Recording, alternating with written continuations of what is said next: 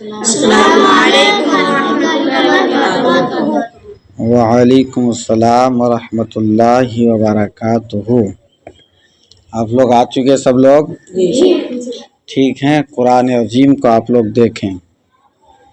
اس سے ماقبل یعنی گزشتہ سبق میں آپ لوگوں نے یعنی درس قرآن میں آپ لوگوں نے الف لام سے ہم یوقنون تک کا درس لے چکے ہیں نا۔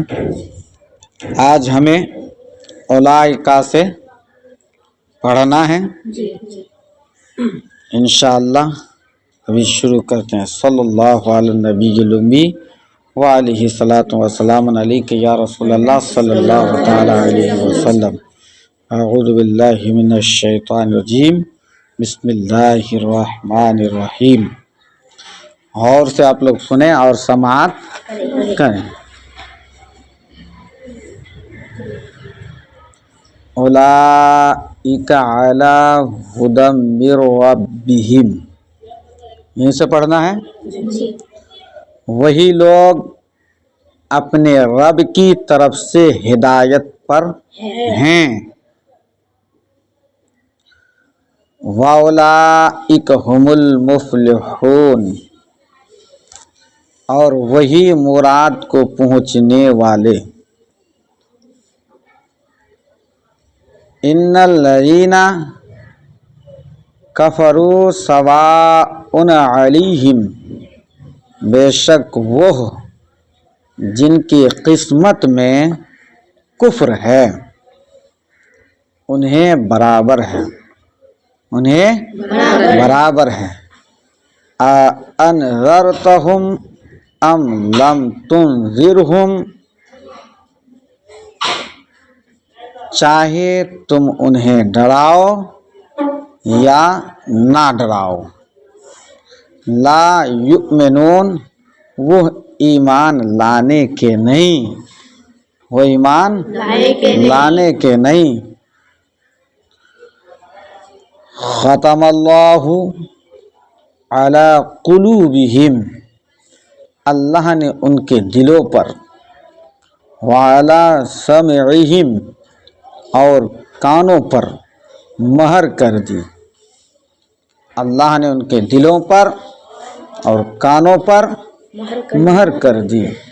وعلی ابصارہم غشاوۃ ولہم عذاب عظیم، اور ان کی آنکھوں پر گھٹا ٹوپ ہے اور ان کے لیے بڑا عذاب۔ وَمِنَ النَّاسِ مَن یقول، اور کچھ لوگ کہتے ہیں، اور کچھ لوگ کہتے ہیں،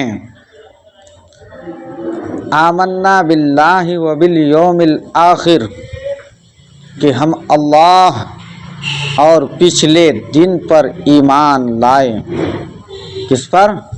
کہ ہم اللہ اور پچھلے دن پر ایمان لائے۔ وما ہم بمؤمنین، اور وہ ایمان والے نہیں، اور وہ ایمان والے نہیں۔ اب دیکھیں ان آیتوں کے ترجموں کو آپ نے سماعت کی۔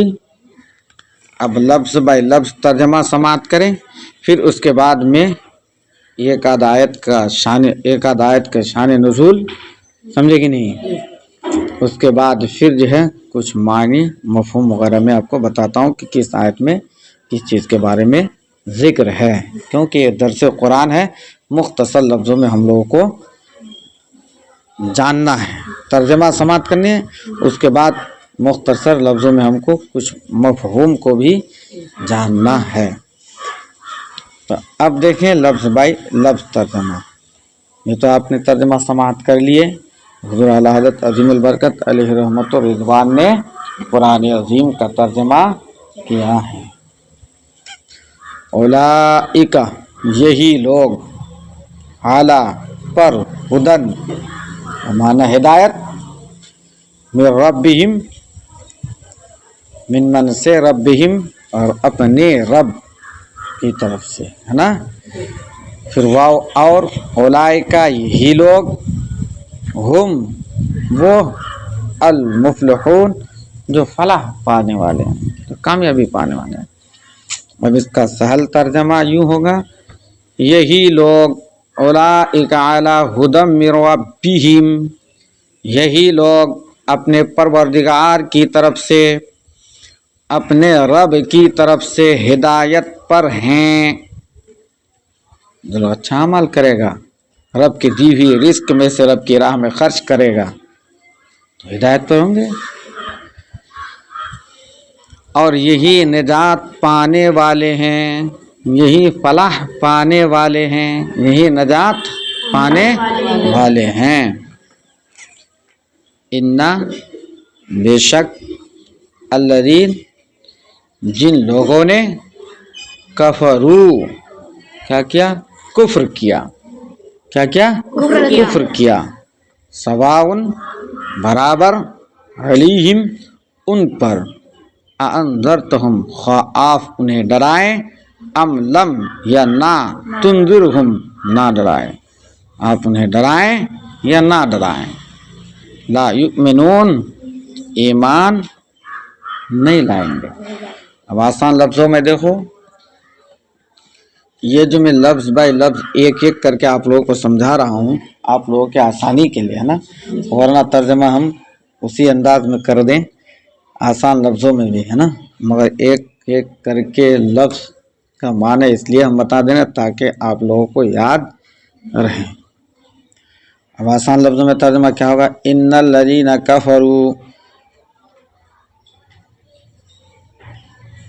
بے شک جو لوگ یا یوں کہو کہ جو لوگ کافر ہیں بے شک جن لوگوں نے کفر کیا انہیں تم بے شک جن لوگوں نے کفر کیا برابر ہے انہیں آپ ڈرائیں یا نہ ڈرائیں وہ ایمان لانے کے نہیں وہ ایمان لانے والے نہیں. سمجھ میں آ رہی ہے بات. کفرو جمع کا صیغہ ہے سمجھ میں آ رہی بات. اس کے بعد ختم اللہ نے مہر لگا دی علی قلوبہم علی معنی پر قلوبہم ان کے دل پر وعلی سمعہم اور اس کے کانوں پر وعلی ابصارہم ان کی آنکھیں غشاوۃ جس کا معنی گھٹا ٹپ کے گیا پردہ اور ان کے لیے ولہم اور ان کے لیے عذاب عظیم بڑا عذاب ہے. اب یوں سمجھو خدا نے ان کے دلوں اور کانوں پر مہر لگا رکھی ہے اور ان کی آنکھوں پر پردہ پڑا ہوا ہے اور ان کی آنکھوں پر پردہ پڑا ہوا ہے اور ان کے لیے بڑا عذاب ہے اور ان کے لیے بڑا عذاب ہے. کن کے لیے؟ کافروں کے لیے. ومن الناس ومن اور من سے الناس کا معنی لوگ من معنی جو میں یقول جو لوگ کہتے ہیں نا آمنا باللہ و بالیوم الآخر کہ ایمان لائے کس پر اللہ پر اور آخرت کے دن پر وما ہم اور ومن اور ما من نہیں ہم من وہ بمؤمنین ایمان لانے والے ہے نا ایمان لانے والوں کا مگر جب معنی کریں گے اس سے پورا ملا کر کے تو پھر سمجھ میں آ جائے گی بات کہ اور بعض لوگ ایسے ہیں اور کچھ لوگ کہتے ہیں اور بعض لوگ ایسے ہیں جو کہتے ہیں کیا کہتے ہیں کہ ہم خدا پر اور روز آخرت پر ایمان رکھتے ہیں حالانکہ وہ ایمان نہیں رکھتے. کہتے ہیں کہ ہم ایمان رکھتے ہیں حالانکہ وہ ایمان نہیں رکھتے مگر کہتے ہیں کہ ہم ایمان رکھتے ہیں. اب دیکھیں اولئک میں جو بات کہی گئی اولئک والی آیت میں کہ اولئک علی ھدی من ربہم اولئک ھم المفلحون، وہی لوگ ہیں جو اپنے رب کی طرف سے ہدایت پر ہیں اور وہی مراد کو پہنچنے والے. تو جو فلاح کام کرے گا، اچھا کام کرے گا، وہ مراد کو پہنچے گا، جو نہیں کرے گا نہیں پہنچے گا. مگر ادھر جو اب ذکر ہو رہا ہے کفار کا ہے نا، تو آپ دیکھیے اس آیت کریمہ کے بارے میں آپ کو بتا دوں مختصر لفظوں میں. اولیاء کے بعد اعداء کا ذکر فرمانا حکمت ہدایت ہے، حکمت ہدایت ہے. یعنی پہلے جو لوگ نیک کام کرے گا تو وہ اولیاء کی جماعت میں شامل. اب جو لوگ دین اسلام کے عداوتی پہ ادھر آئے گا، دین اسلام سے عداوتی کرے گا تو وہ اعداء کہلائے جائیں گے، اور جو نہیں کرے گا تو وہ اولیاء کہلائیں گے. تو کیا اولیاء کے بعد اعداء کا ذکر فرمانا حکمت ہدایت ہے کہ اس مقابلہ سے ہر ایک کو اپنے کردار کی حقیقت اور اس کے نتائج پر نظر ہو جائے. سمجھے کہ نہیں؟ ان کے حقیقتوں پر اور ان کے نتیجوں پر نظر ہو جائے.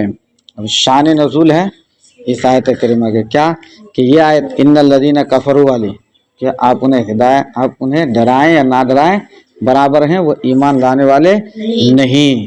اس بارے میں دیکھیں اس کے یہ شان نزول یہ آیت کس کے تعلق سے نازل ہوئی کہ یہ آیت ابو جہل، ابو لہب وغیرہ کفار کے حق میں نازل ہوئی جو علم الہی میں ایمان سے محروم ہیں. اسی لیے ان کے حق میں اللہ تعالیٰ کی مخالفت سے ڈرانا نہ ڈرانا دونوں برابر ہے. سمجھ میں آ رہی ہے بات؟ انہیں نفع نہ ہوگا، انہیں فائدہ نہ ہوگا، مگر حضور کی سعی بیکار نہیں. صحیح بمانا کوشش، کیا کوشش بیکار نہیں، کیونکہ منصب رسالت عامہ کا فرض رہنمائی و اقامت حجت و تبلیغ علی وجہ الکمال ہے. سمجھے کہ نہیں؟ اگر قوم پند پذیر نہ ہو، یعنی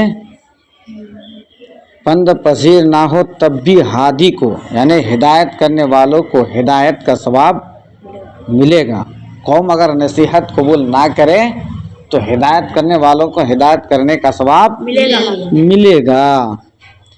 اس آیت میں حضور صلی اللہ تعالی علیہ وسلم کی تسکین خاطر ہے کہ کفار کی ایمان لانے سے آپ مغموم نہ ہوں، یعنی آپ غمگین نہ ہوں. آپ کی صحیح تبلیغ کامل ہیں، یعنی آپ جو دین متین کی تبلیغ کر رہے ہیں، کوشش کر رہے ہیں، وہ بالکل کامل ہے.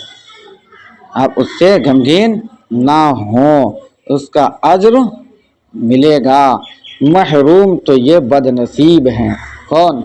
جو ایمان نہیں لائے، وہ لوگ بد نصیب ہیں جنہوں نے آپ کی اطاعت نہ کی. آپ کی اطاعت نہ کی یعنی نبی کی اطاعت نہ کی. کفر کے معنی اللہ تعالیٰ کے وجود یا اس کی وحدانیت یا کسی نبی کی نبوت یا ضروریات دین سے کسی امر کا انکار یا کوئی ایسا فعل جو عند الشرع انکار کی دلیل ہو، یہ کیا ہے؟ کفر ہے.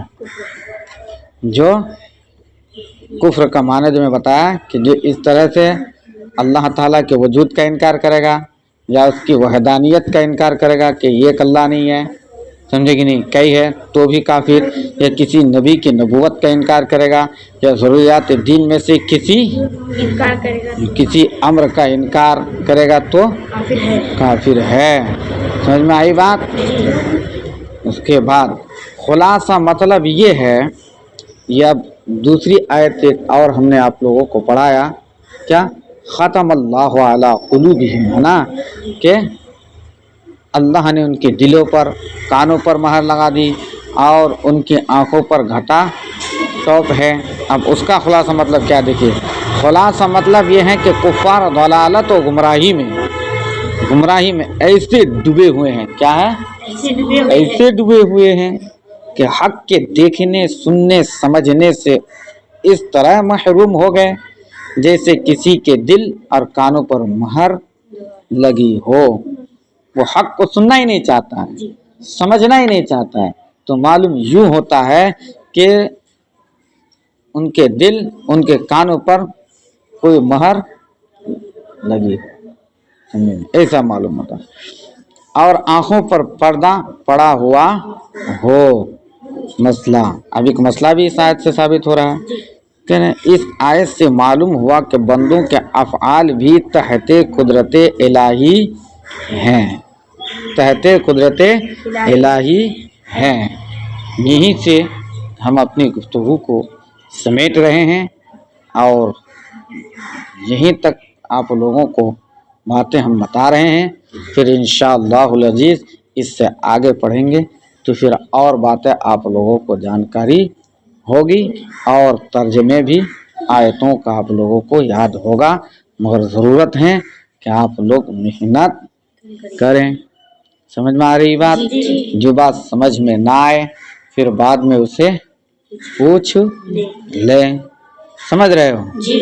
انہی باتوں پہ اپنی گفتگو کو سمیٹ رہے ہیں. انشاءاللہ پھر کل ہم اور آپ آگے پڑھیں گے. صلی اللہ علی النبی الامی وآلہ صلاۃ و سلام علیکہ یا رسول اللہ صلی اللہ تعالی علیہ وسلم.